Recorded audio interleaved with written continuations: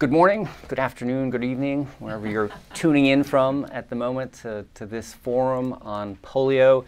It's in anticipation of World Polio Day, which is going to be next week, next Tuesday. We're holding this forum to discuss the efforts to get to the very end of a disease that has been a huge public health issue around the globe until just recently. It instilled fear even in the United States, all over the world.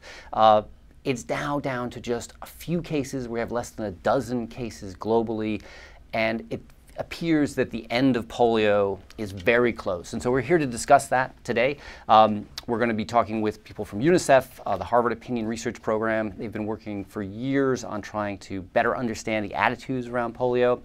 In addition, the government of Pakistan is working very hard to try to snuff out the last few cases that are there. We're going to hear from those stakeholders today. I'm very thrilled to be joined today by Mike McGovern. He's the chairman of Rotary's Polio Plus Committee. He's been working on this issue for years.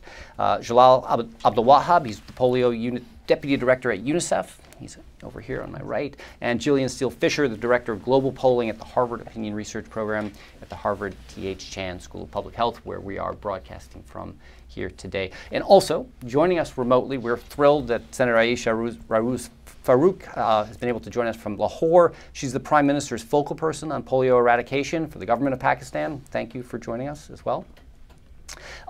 This event is also being presented in association with NPR. I'm the global health correspondent at NPR. I cover polio as well as many other global health issues for NPR. And this is also being live streamed on NPR and the forum at the moment. We will have a Q&A a bit later. If you are watching remotely and have questions that you want to send in, you can email those questions to theforum@hsph.harvard.edu.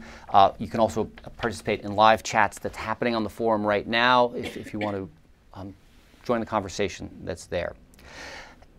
Back in 1988, when the world decided to try this effort to eradicate a second disease after smallpox, to try to wipe out polio, there were approximately 350,000 cases of polio globally.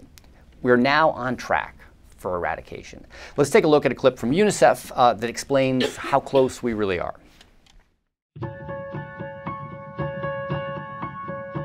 Aziza is a 4-year-old Pakistani girl, and this drop will save her from crippling polio. It's just one of billions of drops UNICEF and its partners have provided over the past 26 years. Because of drops like these, a generation of children has grown up without the fear of polio. Worldwide cases have dropped by over 99%. Over 11 million childhood disabilities and deaths have been prevented. And we're on track to completely eradicate polio within the next few years. But we're not there yet. UNICEF's mission is to protect every last child. So we won't stop until every last case of polio is prevented. Like Aziza's. Because every child deserves to live in a polio-free world. So, Mike, I want to start with you. I mean, we are obviously very close, as that clip is showing, but what are sort of the main challenges to getting to that last eradication, to that this is no longer a public health problem for the world? Thanks, Jason, and thanks for inviting Rotary here today. There are challenges, but you know, the whole effort to eradicate polio over the years show that all of the challenges can be overcome. You know, as you mentioned, there were 350,000 cases in the world back in 1988 when this partnership was formed. Rotarians back at the time thought that was terrible. Rotaries in countries around the world, we went to the Philippines, and the Filipino Rotarians particularly decided as a matter of equity, if folks in Canada didn't have to worry about their kids having polio, it wasn't fair that they had to worry. So we worked with the World Health Organization, the government of the Philippines, to eradicate polio in the Philippines. And then, you know, having seen the success of that, it was decided, well, why not the rest of the world? Rotary raised some money. We went to the World Health Organization, UNICEF, the U.S. Centers for Disease Control, and this partnership was formed. And slowly, country by country, polio's been gone. But you know, the challenge right now is we're so close. As you mentioned, only 12 cases in the world. We're in Nigeria, Afghanistan, and Pakistan. And the danger is people say, well, there's only 12 cases. You know, why are you spending so much time on this? The issue is we're still immunizing 450 million children a year. Because if there's polio anywhere, it can spread anywhere. And you know, the whole effort of this 30 years to work on this and to get it done, you know, I always look at you don't stop short of the finish line. You know, the Boston Marathon is the finish line's not too far from where we're sitting today. Yeah. And you know, the runner that goes the 26 miles and doesn't go the 26.2 doesn't get it done. So you know, our challenge is to make sure there isn't complacency, to make sure that all the countries continue to work at it, and that we deal with the other challenges of, you know, we have a few vaccine-derived cases. We're working on those, and to make sure that every area is accessible. UNICEF's worked very hard, for instance, in ensuring that all of the community leaders that need to be supportive are supportive. And you know, for Rotary that really began all this, you know, I don't think we could have better partners, and particularly the governments of the world as well, because this doesn't happen. You don't have the parents willing to work to have their kids vaccinated unless you have the full government support from the health secretaries, the health councils, and folks like the senator in Pakistan. Yeah, for Rotary, this certainly has been a signature issue. Also for UNICEF, this has been a huge issue. Tell us a little bit, Jalal, about what's happening from UNICEF's perspective right now, focused mainly on polio. So for UNICEF, equity is very central for the work, and UNICEF works on both sides, the demand and the supply as well.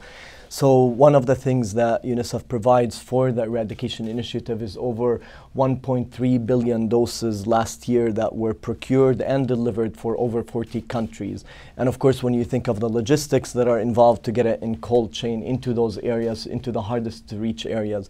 But the other very important aspect which Mike refers to is the demand side. And you know, we talk about human-centered approach, and I think one of the things for UNICEF is how to bring in an understanding of what happens when a caregiver decides to give the drops for their child.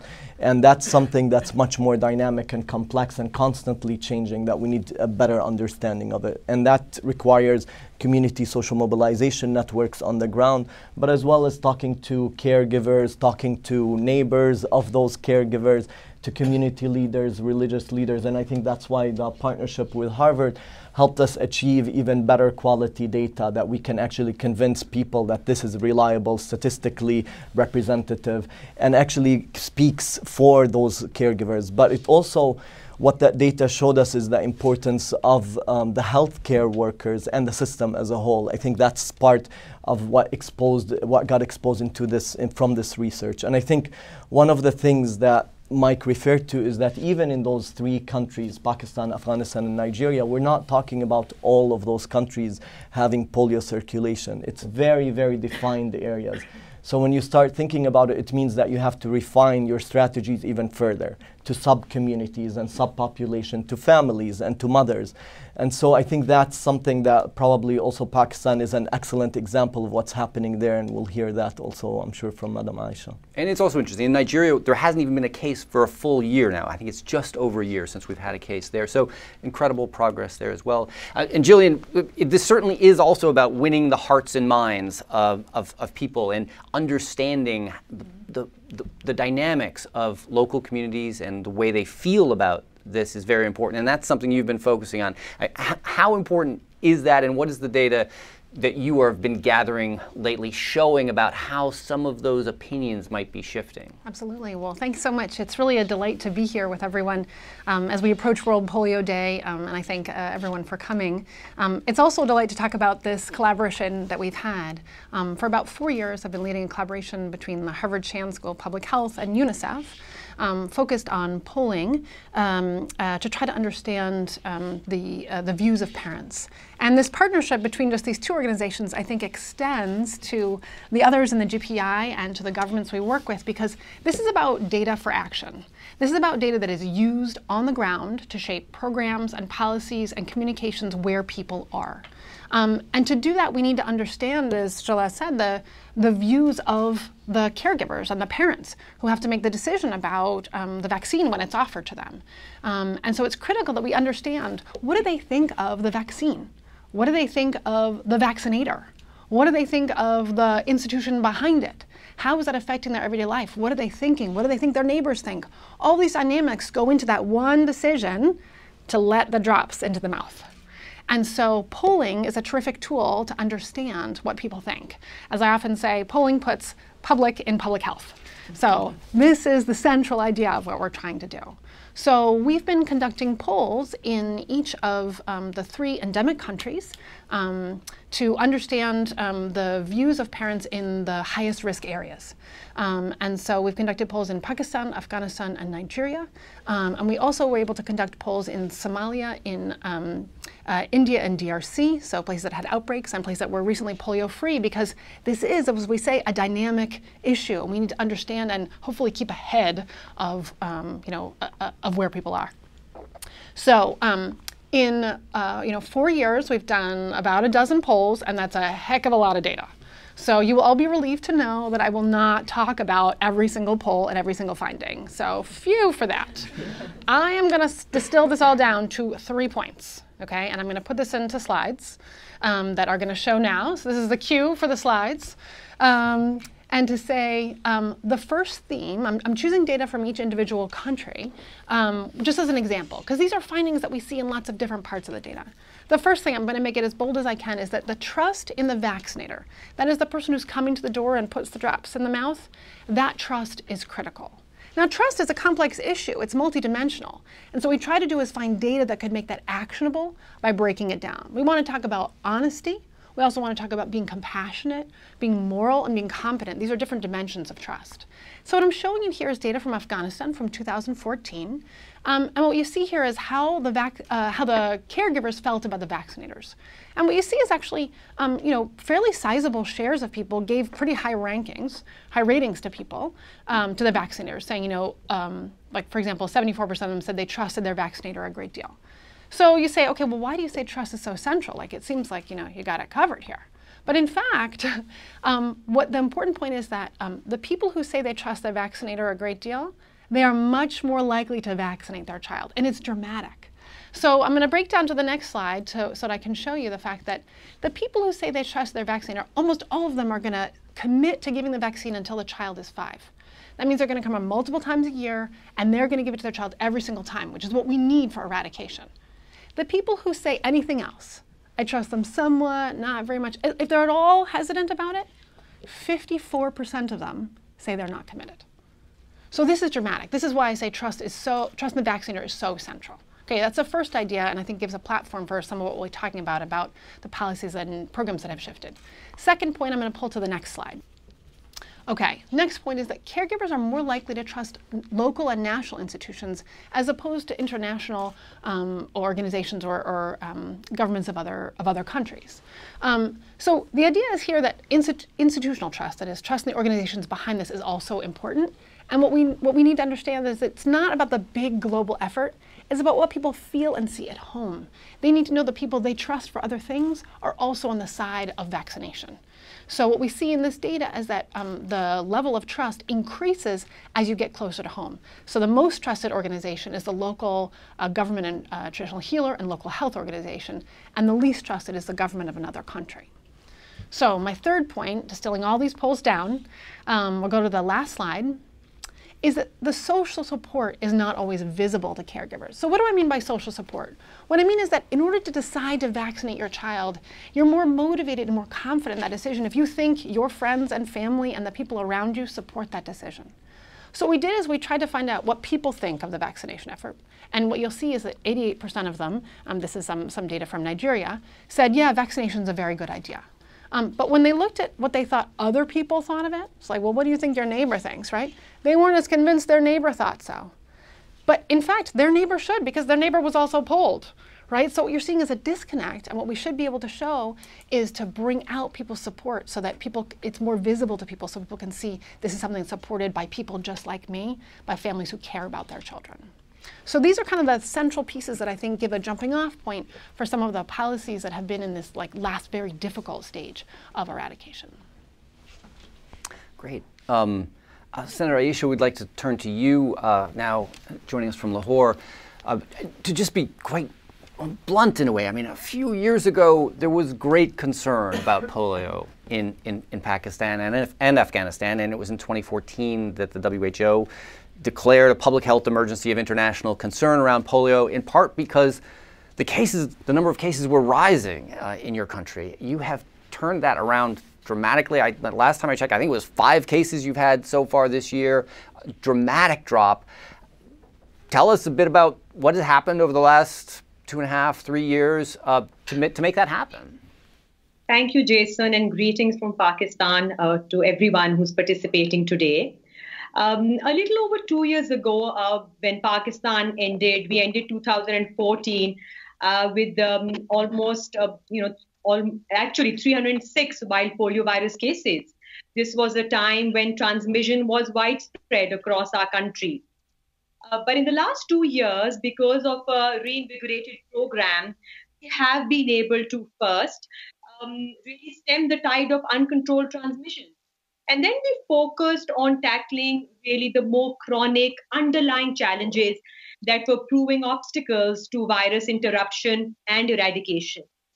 And today, really, I'm very proud to report the best ever polio epidemiology that the country has ever seen. And as you just said in your introduction, the country has reported 5 cases so far in 2017, which compares to 18 same point in time last year.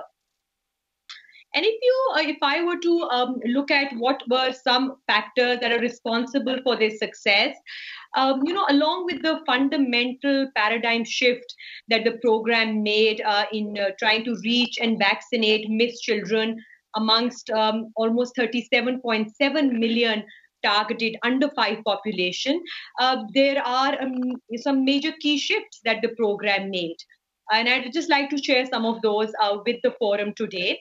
So the first really was and has been instrumental in this turnaround was the establishment of emergency operation centers. A network of these centers were established across the country, which brought partners together as one team under one roof, led by the government, everyone working towards a single goal here, which is polio eradication, 0 cases. We also at the same time established clear management and accountability structures with our provincial chief ministers, with the chief commissioners, that has really enabled the program to make positive shifts at the provincial level, at the district level, and right down to the union council level. And the manifestation of this can be seen in improved quality of our supplemental immunization activities today.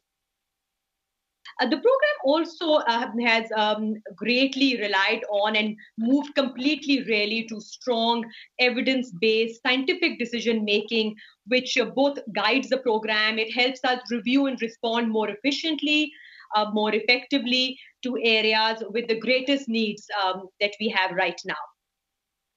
One other paradigm shift that we made was to focus on missed children rather than coverage rates, which is now driving our program and helping us actively look for pockets of missed children that the program may be continuing to miss. So we really concentrating on this part. An equally important shift that was made was placing our 250,000 frontline vaccinators really at the center of the polio eradication effort, and we're supporting them in their work and their welfare, to provide them a secure and enabling environment to work in. I'd also like to share here the fact that polio today has broad community acceptance across Pakistan. It is owned and reinforced by everyone here in the country. And it also boasts today of the biggest surveillance footprint in the world, giving us really the ability to find the virus, to detect the virus, and respond to the virus more quickly and more efficiently. And really a very important ingredient in all this success has been a very, very strong political commitment starting from the highest office of the Prime Minister. And this level of commitment is then seen to trickle down to chief ministers and chief secretaries at the provincial level. You would know that polio eradication has been declared as a national health emergency in my country, and our Prime Minister is providing personal supervision and oversight to the program. So the impact of this transformation on the virus, as you can see, has been devastating. Thank you. No, thank you very much. And it is kind of amazing when you really start to think about the logistical challenges in a country like yours. We're talking about 250,000 vaccinators that are being sent out to vaccinate 35 to 38 million children against polio. These are huge numbers. The surveillance program has also increased, and that's talking about going out and doing samples of sewage to look for the virus, being able to detect where the virus might be popping up, even if you're not getting cases of actual polio paralysis. You're able to find the virus in places that in the past you're only seeing polio popping up places where kids were getting paralyzed, and you're actually seeing it there. This is allowing them to actually track, like, you know, detectives, the virus. It's really quite amazing. I want to throw out again the email address if people want to join. They want to send in questions. The email address is theforum@hsph.harvard.edu. We will be taking some questions a little bit later. But one of the other issues in Pakistan and in a lot of other places is populations that are in transit, people who are on the move, refugees. I mean, if anything marks sort of the beginning of the 21st century, it has been this incredible movement of people all throughout the world. And there has been a lot of work in Pakistan to try to figure out how to reach them. We've got a clip. This is from To Walk with Pride. It comes from Rotary. Let's turn to that video clip.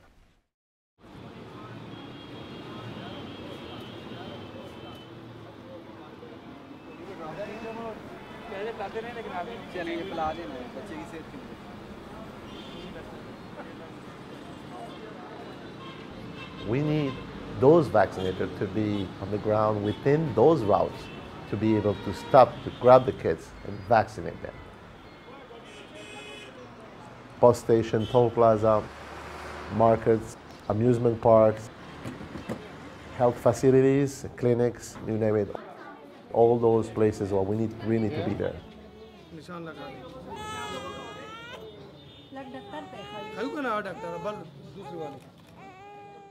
Rotary has put up several permanent transit posts at all the borders, even guarding the borders between Afghanistan and Pakistan and from province to province. Last year, independent reports said that 3 million children were vaccinated.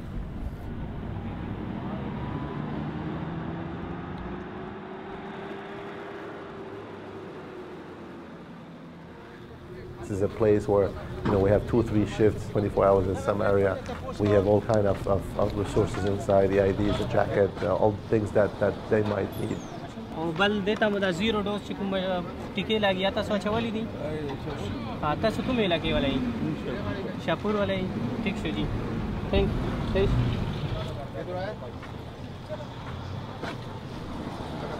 आगे बच्चों जो IDPs हैं हम उनको control करते हैं और तिरा खैबर एजेंसी जो IDPs हैं वज़ीरिस्तान के हम उनको कंट्रोल करते हैं हम वहाँ वैक्सीनेशन उनकी करते हैं जो डिस्टर्ब लोग हैं उनको ख़ास हम ध्यान देते हैं बनू में IDPs है बनू के लोगों को तिरा के लोगों को जो वैक्सीनेट नहीं हुए होते हम उनको यहाँ वैक्सीनेट कर देते हैं कि हमारे पास ये ऐसा पॉइंट है जो खैबर से लेके कराची तक सारी व्हीकल इसी से ही गुजरती हैं thank you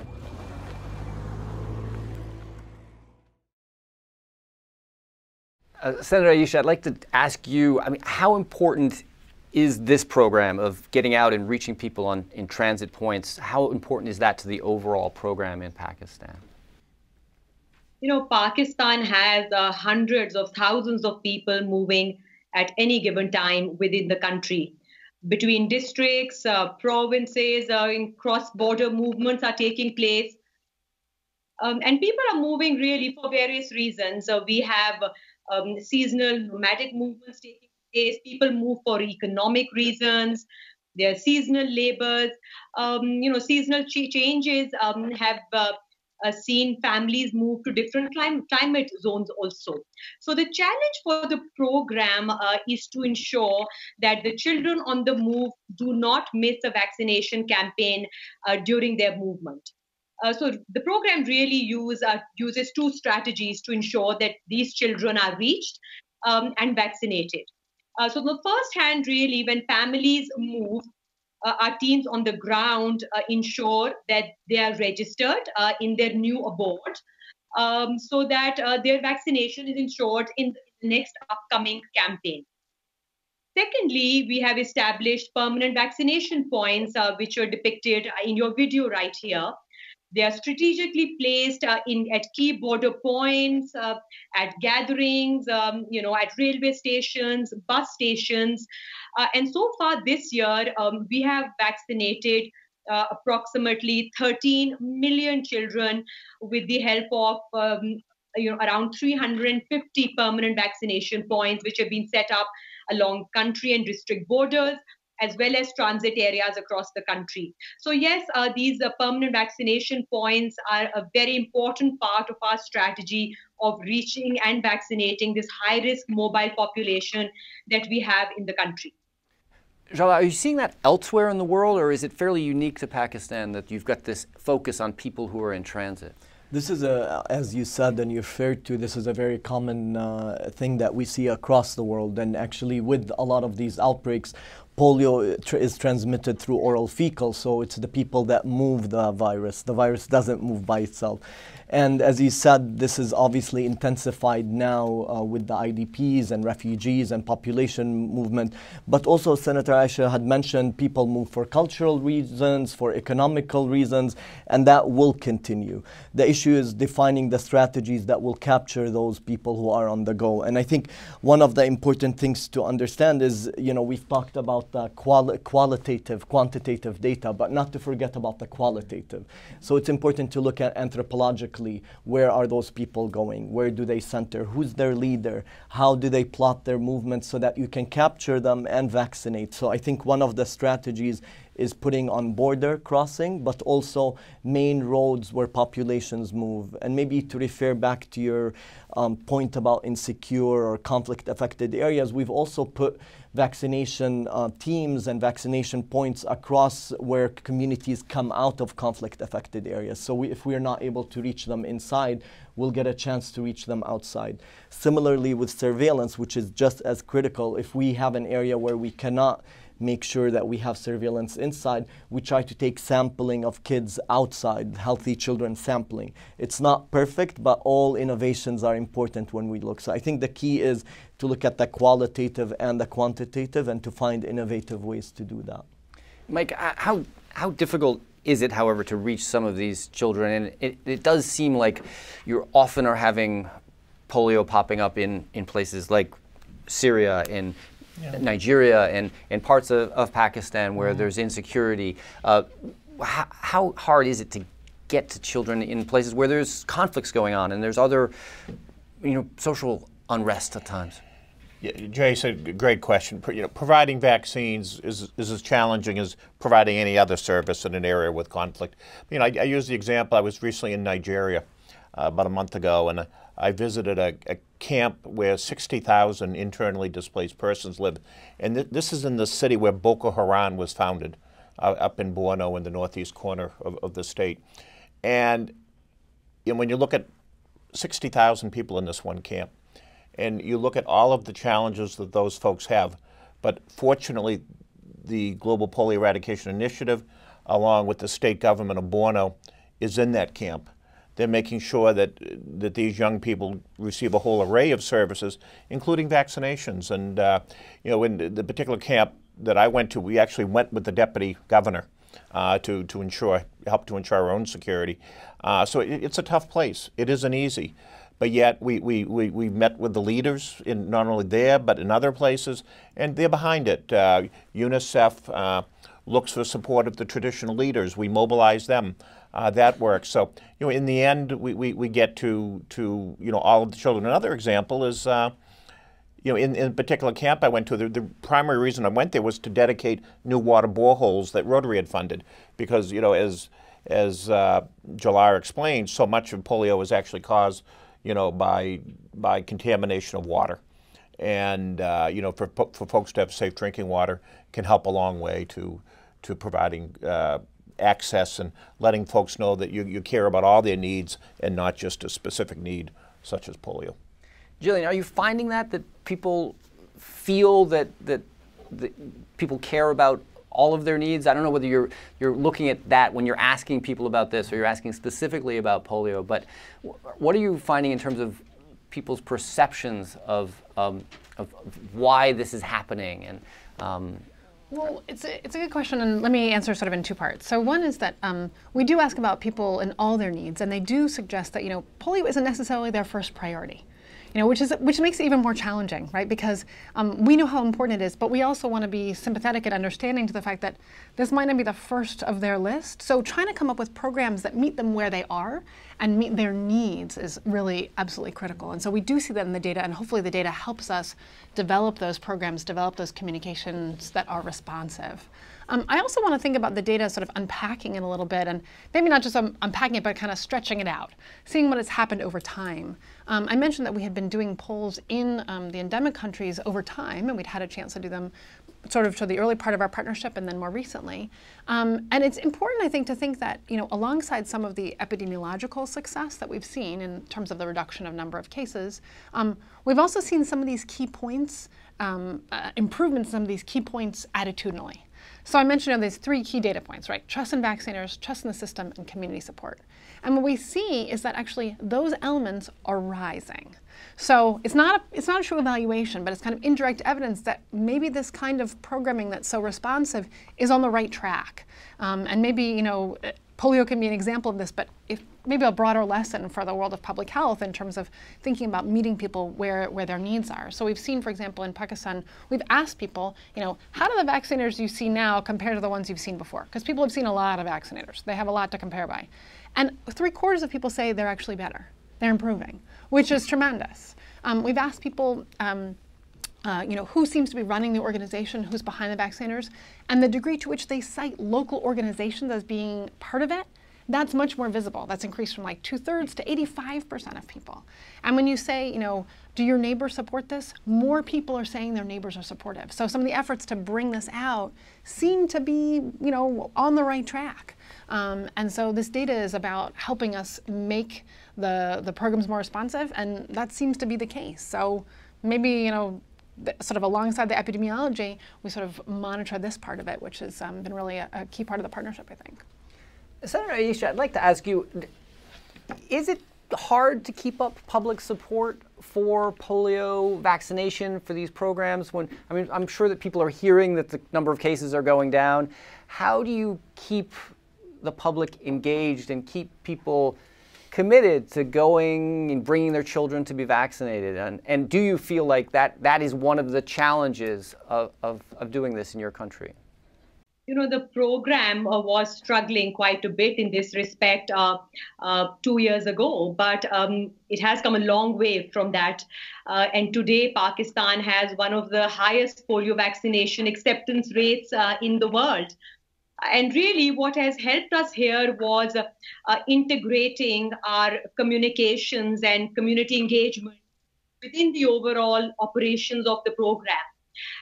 This is where we use social data, including the Harvey surveys, which indicated to us that it was really the frontline vaccinators which were key to reach caregivers in households. So we invested in their recruitment, in training them better, in their supportive supervision, and placed the vaccinator at the center of our program communications as our Sehat Muhafiz, guardians of health here. And so the entire communication strategy was built around these guardians of health. We had different mass media campaigns run. We worked on the interconnectedness of families, children, and traditions here.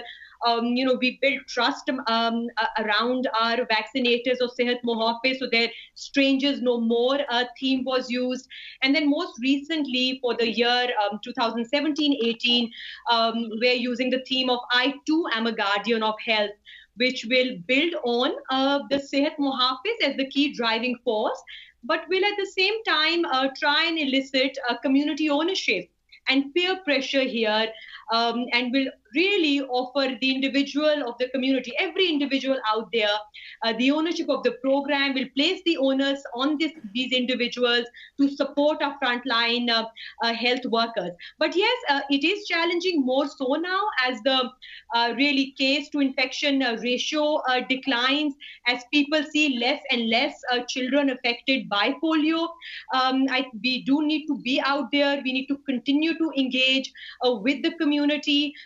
So we are using our workforce of 2,000 social mobilizers and religious support persons who work with the help of key influencers like teachers, like pediatricians, like religious scholars here, to build support. And the fact that today it is looked at as a locally owned program helps us really counter the misconceptions that we saw over 2 years back. So, we have overcome those largely, but today the challenges are different. They revolve around repeated campaigns and so forth.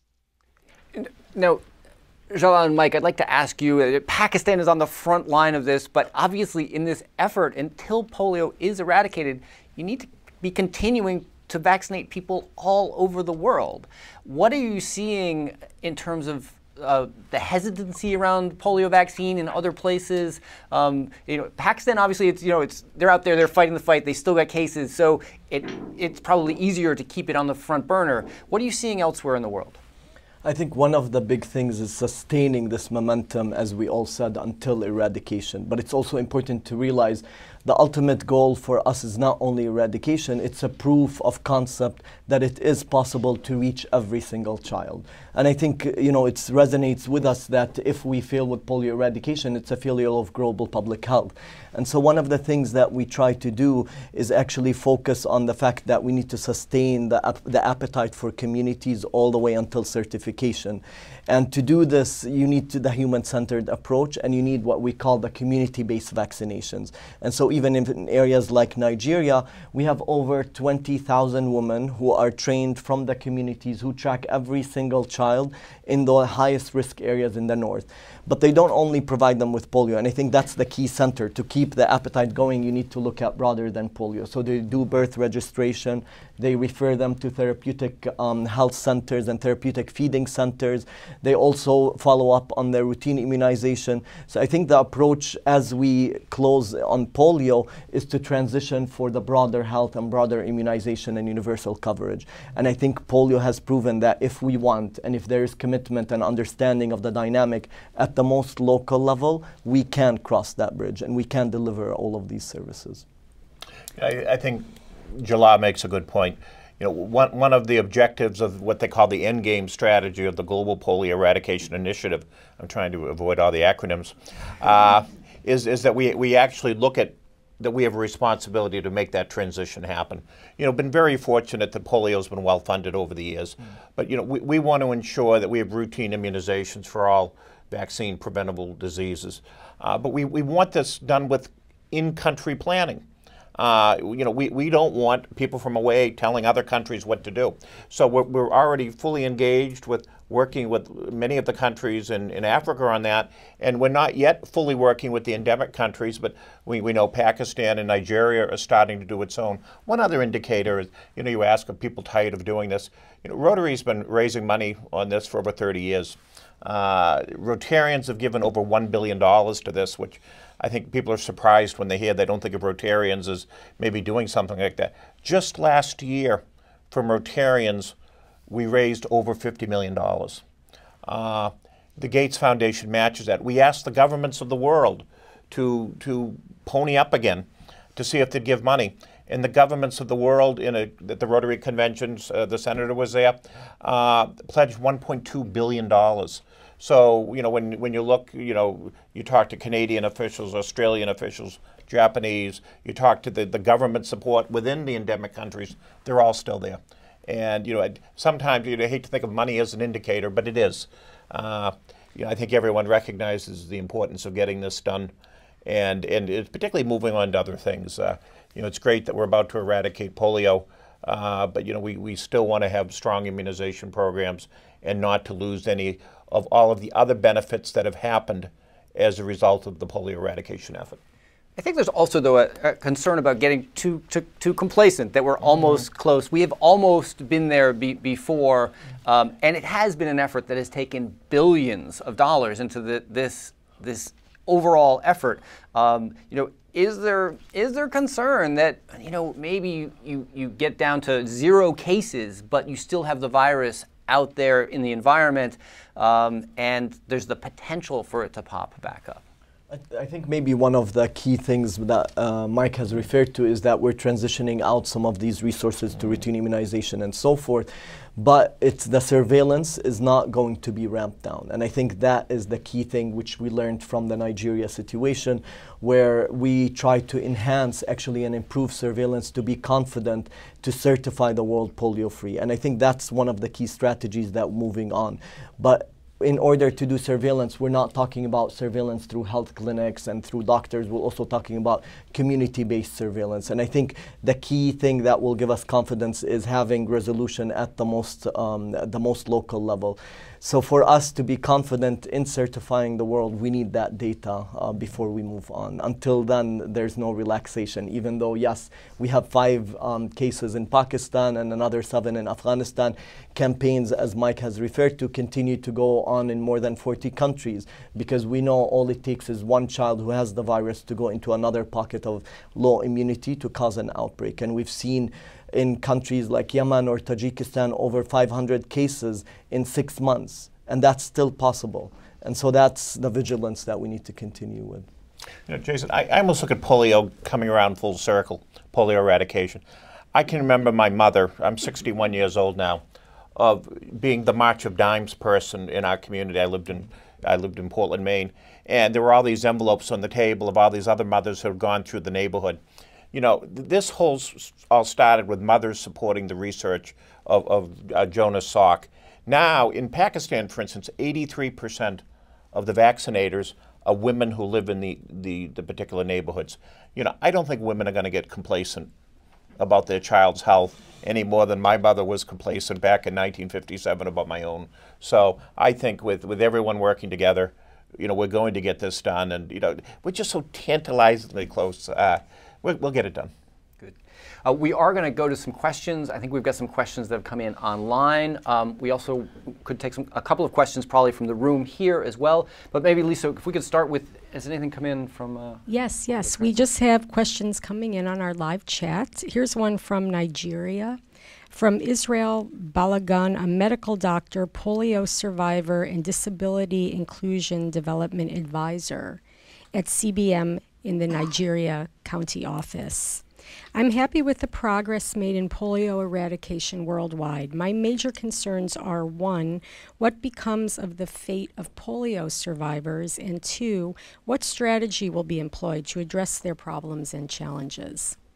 It's from Nigeria. Jala, you want to take that? Yeah, I think it's important to highlight that the polio survivors have played a critical role. They're one of the partners that we partner with at the local level to actually deliver the message and to identify the risk that their children could have moving forward. So one of the things that the government of Nigeria is looking at now, as Mike has referred to, through their transition planning, is to look at what resources, what groups have been established from polio, and using those for routine immunization and for public health as a whole. So polio remains one of the vaccine preventable diseases. And so those survivors are an indication that if you vaccinate and if you actually protect your children not only against polio but the other diseases, that they can be protected. And I think they're looking at using these resources moving forward for routine immunization as a whole. In terms of the services, I think there has been several initiatives by Rotary and UNICEF and WHO to not only in Nigeria but in countries like Yemen as well to take care of the polio survivors for physiotherapy as well as surgery. So there are initiatives like that taking place. Great, thank you, Jala. This is a question from Kyla. This is very interesting, she says.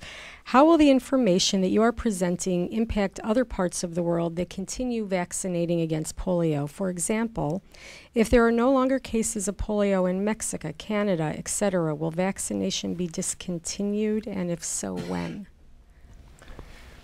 Do you want to take that, Mike, or Jala, you can take that as well?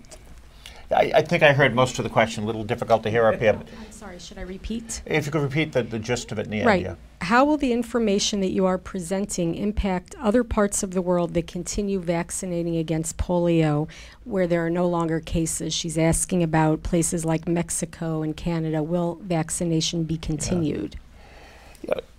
You know, once we eradicate polio, first of all, we're going to continue to have to vaccinate for a while, because surveillance isn't as strong as it might be otherwise. Secondly, you know, we've found that even in countries where there hasn't been a sense or a threat of polio, for the most part, because of, you know, child rules going into schools and other reasons, vaccination requirements, there's been strong support. Here in the United States is one of our biggest challenges in terms of having everyone agree to vaccinations, and you know, all the studies have shown that it's beneficial. You know, we look at one of the last cases we just had in Pakistan. It was a refusal, you know, by a parent for vaccines, and no matter how much you try, people still have the right to say their child is not going to be vaccinated. So, you know, my sense is there continues to be very strong support for vaccination, and you know, we live in a world today, though, where a lot of things are said on a lot of different topics that just aren't true. And polio has dealt with those struggles as well. And if I may, I think the other point to remember is also the fact that we live in one world. So whether you're in Mexico or Canada, the fluidity of movement of people is unstoppable. It's one world that we're going to live in, and that's why polio, again, is a platform to say it's possible. If people can just have that image that if we stop polio eradication activities today, in 10 years we would have 200,000 paralyzed children every year. So just the thought of that, I think, should help us to commit to vaccinating until it's completely gone. And I think we should also probably mention a little bit about some of the technical changes that have been happening with the vaccine. There's three types of polio and type 2, right? Yes. Can someone explain if type has been completely wiped out, and we're now switching over to a vaccine that only has the last two? Who wants to? Do you want to quickly give a? Yeah. So there are three types of polio: type 1, type 2, type 3, and type 2 has been officially certified eradicated in 2014, and that's a huge achievement. And after doing that, we actually switched the oral polio vaccine, which is being used out everywhere, against the 3 viruses, into a new one that's only against 2. 1 and 3, which are remaining. But at the same time, we supplemented routine immunization globally with the injectable polio vaccine, which also provides immunity against type 2. So we keep, as Mike said, we don't want to let our guard down until we're completely done. And there will be further modifications to the vaccination schedules through the strategic advisory group on immunization that advises the world on what vaccination schedules should be in place. And Jason, we have had some challenges. You know, occasionally, in very, very remote cases, there's vaccine-derived polio. You know, in the old oral polio drops, that happens. We've had an outbreak in Syria. The good news is those are very, very remote. Whenever we've seen them, we've been able to squash them very quickly. And even in Syria, where, you know, again, it's a conflict-challenged area, we have had support from virtually all parties there in reaching out and making sure that everyone's kids are vaccinated. And if I understand it correctly, most of those cases are actually type 2 that are in the vaccine-derived cases that are, so by getting type 2 out of the actual vaccine, it's much less likely that you're going to see these vaccine-derived cases. Absolutely. Yeah. Actually, I'd like to throw it to Senator Aisha on that switch over. Was that a difficult switch to switch from the one vaccine over to another? Because as my understanding was that at one moment in time you had to completely get rid of this old vaccine so it wasn't even around. How difficult was that? We were given time. We had clear timelines to work with that we shared with all our provincial teams regarding the actual switchover that was to take place on a particular date. There was coordination committee was set up at the federal level, at the Ministry of National Health Services, that coordinated very closely with the provincial health departments. So yes, it was challenging, and we did conduct random samples late surveys later on to check whether we found vaccine available, pre-switch, post-switch. But I do think we managed to do pretty well and met the deadline that was given to us by WHO.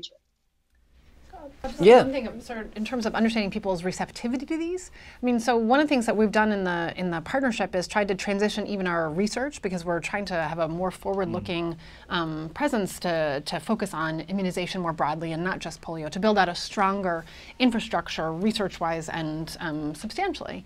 And it's important to say that actually there's a lot of receptivity to the injectable, that people understand that they're actually more familiar with an injection-based vaccine in many cases. So I think there was concern that, people would suddenly say, oh, what's this? But actually, it's quite nicely integrated into the existing system, and people are receptive to it. And so it's really about how, as we get a more robust opportunities for vaccination, we understand how do people feel about multiple injections. They're not so specific. Like the idea that people understand the difference between the viruses, like, let's just be clear, like that's not where people are, right? They just know polio. That's about it. Making that transition, understanding what their needs are in that context, I think is really critical. And I think there's been a lot of receptivity to this transition. So I think it bodes well on that front. Do we have more questions? Yeah. From online, because I think we may have some audience questions too. Okay. Let's do this one. Since only 1 in every 200 cases of polio is detected, how is it possible to actually know if the virus is secretly circulating, even if a country has no obvious cases? So that's correct, because that one of the issues with polio is that from every 200 infections, you'll have 1 presenting the symptoms of paralysis. And that's why with surveillance, we don't only look for polio. We look for any paralysis, and we take stool specimens for all those who are paralyzed under 15, sudden paralysis. And we actually confirm if that's polio or not. And that gives us the confidence of like scanning through the communities as a whole. It's basically like doing a sampling, and it's you have to have a certain rate. So we have to have 1 at least per 100,000, and in some cases it's higher. But there are supplemental surveillance activities as well. So for example, environmental surveillance is one that Jason has mentioned, where we go to major city hubs where there is a sewage system and we collect regularly. Pakistan has an amazing system, probably the most advanced in terms of the number of sites and regularity of collecting, to just confirm that there is no circulation, even if there are no cases. So that's a huge thing. Environmental surveillance has been instrumental towards the end. And we're actually boosting this up in more areas. So not only in Pakistan and Afghanistan, but also in polio-free countries, to just confirm not only for wild, but also the vaccine derived. And so that's one, and there's several other supplemental activities. Yeah, just remember what the senator said earlier. In Pakistan, the environmental samples results that came out this week were the best ever in history. Really shows that the progress is being made. And it's kind of amazing. Israel was finding some in their sewage system. Despite not coming up with any actual cases, their surveillance system was finding some. That was just a couple of years ago that there was a fair amount. The senator wanted to say something. I think that's a very good point, because even in in Israel, it was in the most disadvantaged and marginalized communities, in the Palestinian Arab communities, and that's where they had under coverage, and clearly this happens everywhere. Yeah, Senator, did you want to add something?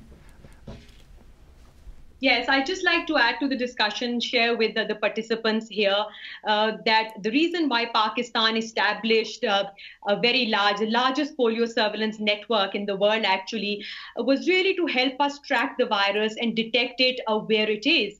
And it really has played a very critical role in providing us insight into the transmission dynamics of the polio virus, especially at this stage when, as I said, the case to infection ratio continues to decline.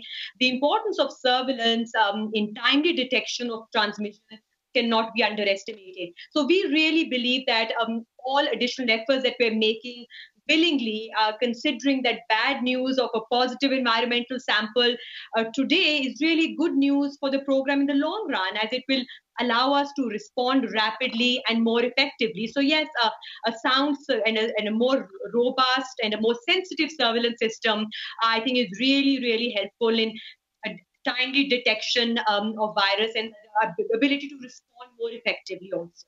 I think this actually gets at one of the incredible challenges of eradicating polio. If you have just one case that actually is showing a paralysis in 200 infections, because those 200 people could still be out there spreading the virus. When you compare that to smallpox, which is the only other human disease that's been eradicated, the people who had smallpox, you could isolate them, you could isolate the virus, and you could focus in on it. And when it popped up, the people looked very sick. Mm-hmm. It's completely different with polio. And it actually shows, I think sometimes people are like, oh, it's another disease after smallpox, it should be relatively easy. But the scale of difference, the more that I've reported on, it just sort of astounds me, the scale of difference of tracking down poliovirus versus tracking down smallpox is just kind of on a completely different level. We wanted to sort of wrap up by giving each one of you a chance to quickly come in on one question that I have, and that is, like, if there is one thing, I'll start with you, Mike, and I'm going to go all the way around and I'll end with the Senator. If there was just one thing that you think is the key to getting polio wiped out, what do you think it is? I think the key is everyone continuing to work together and to make it a community-based issue. Problems are best solved at the local level, and by working with communities around the world, particularly those that are most subject to the impact of polio. I think we're going to do that, and Rotary is going to be there at the end. Everyone else is going to be there at the end, and we're going to be pretty happy about it. But mainly, the people are going to be happy are the families and the children who no longer have to worry about this disease. What would you say is the one key? I think for polio and for everything else, it is the human-centered approach, especially the frontline workers. I think we all, in our daily interactions, whether at work or at home, everything that impacts us is our interactions with people. And so for those people in the communities who are receiving services, really focusing on the frontline workers, making sure they're paid, they're trained, they're motivated, they have the security and access that they need, I think that will be our bridge for global health as well. Jillian, what would you? So I think what we're hearing here is, the importance of meeting people where they are, understanding their needs, whether they're frontline workers, whether they're parents making decisions. And so I'm going to say that actually we need to understand that perspective. So I'm going to make a plug for research in my moment, which is to say, you know what? We have to have a dynamic evidence base to make changes in a dynamic world. And we need to have capacity to do that globally, not just at major institutions. And we need to think about how we can support what's going to come next. Because the next thing is not just polio. We got to be thinking about where polio leads, broader immunization, broader health services to children. And Senator, what about you in Pakistan? What do you think is the one key thing to get to a polio-free world? Our experience really has taught us that this last mile to eradication is really the most difficult to cover. And thus, everything that's been said so far by the participants makes a lot of sense. But if you ask me, fundamentally, I think it boils down to a question of political will. Political will not only in the remaining polio endemic countries only, but globally across the entire partnership here. So I think we really have to stay the course. We have to work hard, but stay focused and composed. In my country, polio eradication is our national imperative. It enjoys a broad political and popular support. My Prime Minister has made a commitment to a polio-free world for our current and future generations. And we absolutely have no intention of letting them and the children of the world down. Well, I want to thank everyone who's tuned in, everyone who's come today to this forum. I thank all of our panelists for being here. We are on the verge, potentially, of one of the great achievements in public health. And I do think that even though it will be the second disease to be wiped out, I think that it will be a bigger accomplishment than smallpox when we finally get there. So please continue this conversation. You can continue on the website. That channel is going to stay open. Also, October 24th, next Tuesday, is World Polio Day. There will be another webcast that's happening on endpolio.org. So there's a lot of opportunities to get engaged on this issue. Again, thank you all for your time, and hopefully we will see the end of this virus and this disease very soon. Hopefully. Thanks, Jason.